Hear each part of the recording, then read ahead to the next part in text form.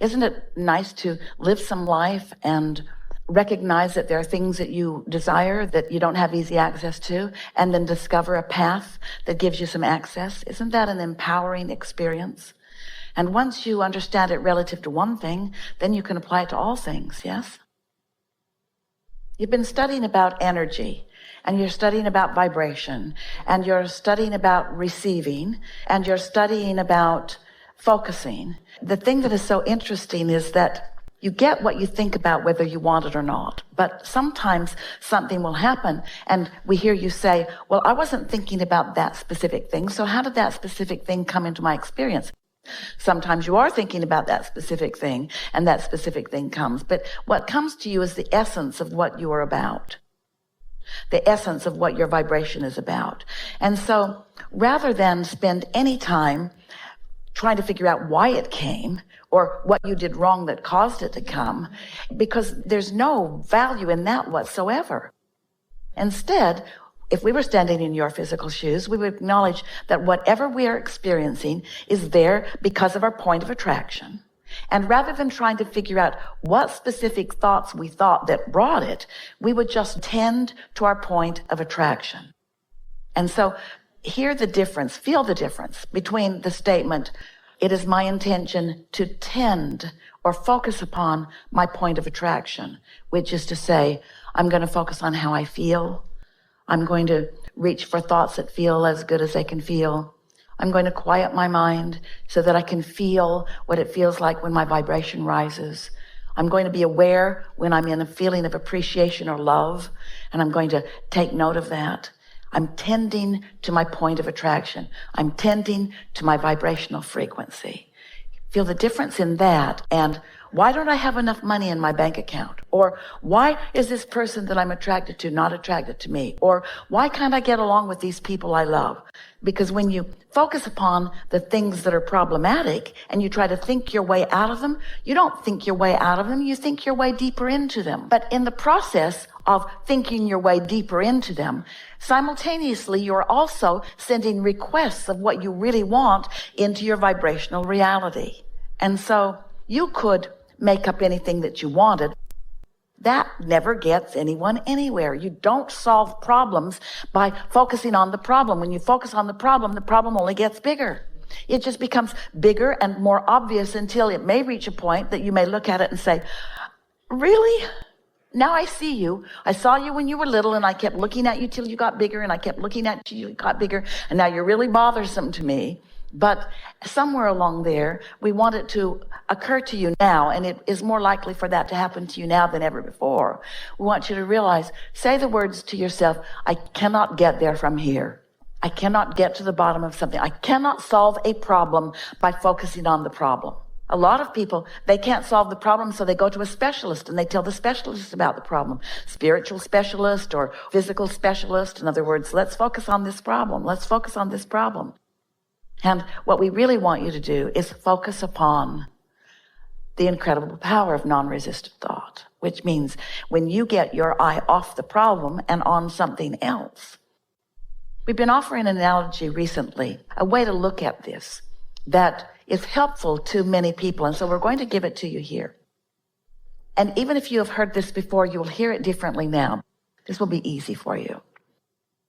Imagine some subject like physical well-being or like not enough money or like whatever, and assign a stick to that subject and put that stick in the pile that holds all the sticks of all the subjects that are currently important in your life experience. You may have heard us telling this story to you before, and we've said on one end of the stick is wanted and on the other end of the stick is the absence of what is wanted. And then we've said to you sometimes, and it can be very effective, find a stick in the pile that you aren't having a problem with. And instead of focusing upon the stick that you're trying to solve the problem, focus upon one of the sticks in the pile that isn't a problem and focus on that. Well, that can be helpful to a certain extent. Esther does that all the time. She remembers one day when the neighbor's dog came into their then chicken yard and made a lot of trouble and hurt some chickens and even killed a chicken or two. And we said to Esther, focus on the chickens who are still alive. And she was really annoyed with us for a moment.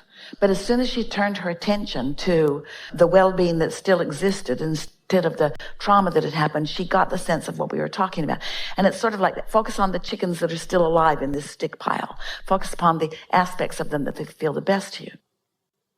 But today, we are going to modify that stick process in this way. Instead of putting the label on the stick, in the middle of the stick, meaning money, have it or don't, wellness, have it or don't, relationship, have it or don't, what is wanted or lack of it. Instead, let's put the label on this stick way down there on the physical, manifested way I'm used to looking at my physical life end of the stick. On that sort of practical, this is what's going on, this is what you said to me, this is what I didn't like that you said to me, this is what's happening. Put the label on that end of the stick.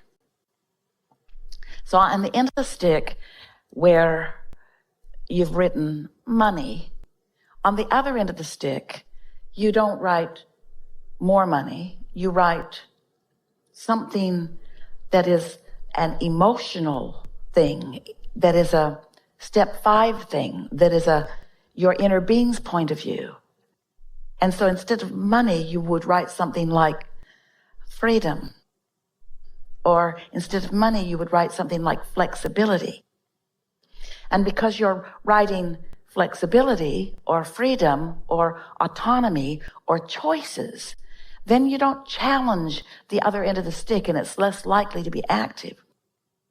And so you write awareness, you write well-being, you write all is well, you write ease and flow, you write understanding, you write collecting data, you write something that you can easily feel that doesn't activate the end of the stick that you want to deactivate. You see, this is the interesting thing about creating. When we ask you to tend to your point of attraction, what we're asking you to tend to is your vibration. We're asking you to tend to your vibration, which means we're asking you to tend to your relationship between you and your inner being, which means we're asking you to tend to your relationship between you and your inner being and everything you want, which your inner being is already focused upon.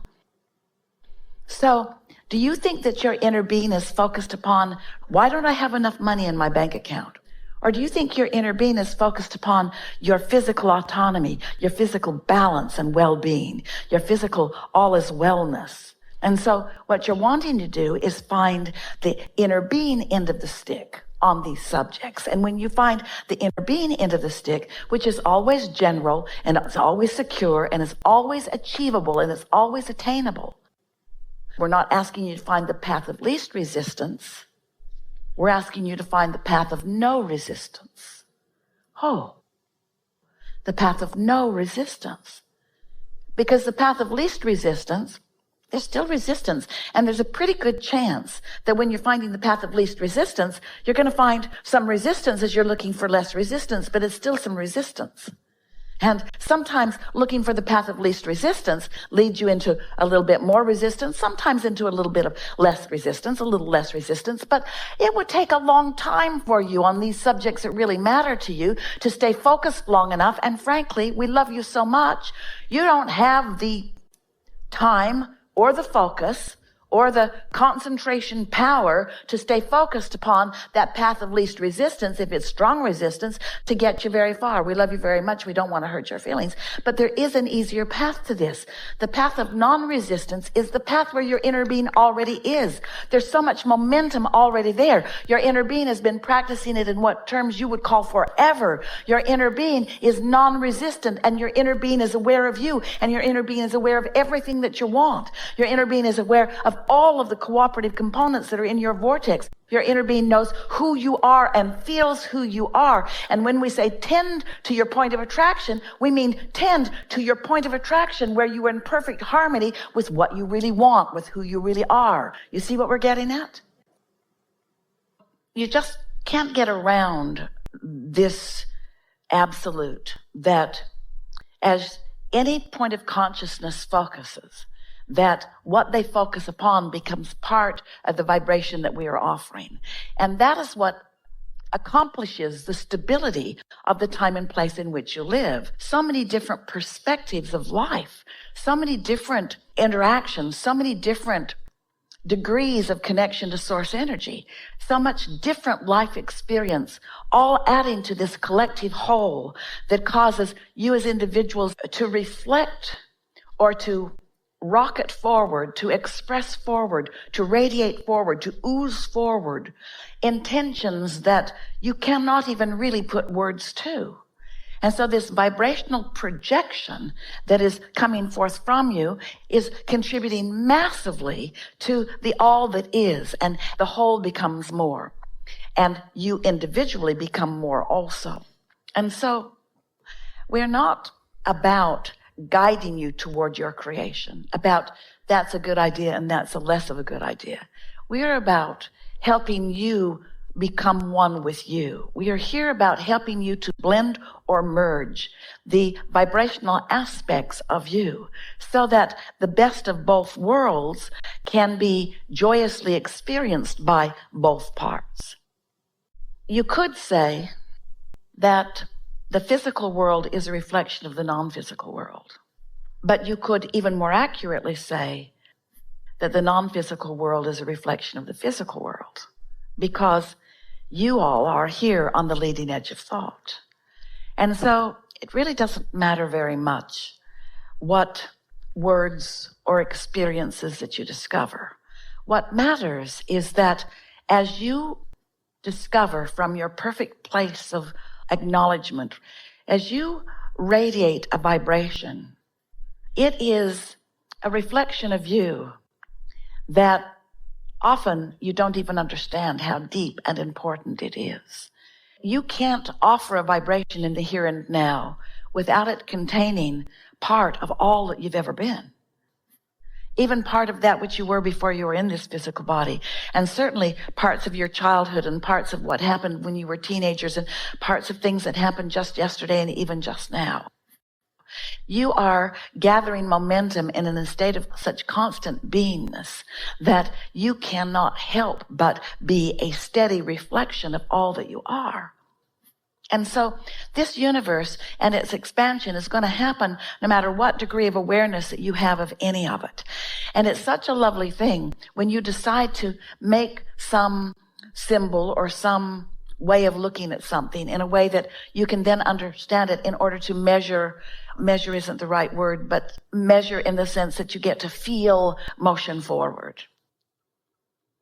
And so here is this vibrational state of beingness that you are in every moment having a relationship with. And in your moments of greatest joy and love and appreciation, you are in complete oneness with all of that, which means it will represent itself to you, manifest itself to you in endless different ways as the configurations of the cooperative components manage to come together through law of attraction to surprise and delight you. And that really is what life is about. To understand the rightness of who you are, but also the rightness of who everyone else is. And there's something that gets so screwy when you stand in an attitude of, in order for me to stand in rightness, then a whole lot of others have to stand in wrongness. Because anytime anyone does that, they disconnect from source, who does not do that. Man, in misunderstanding this non-physical energy, has conjured a relationship with this non-physical energy, and even now trying to deem it right and wrong, or good and bad, or angel and devil. When all that has happened is that humans have experienced moments of connection with source and moments of not connection with source, and then have misunderstood what it means. They've misunderstood their ability to move within the energies of all of that. Yeah?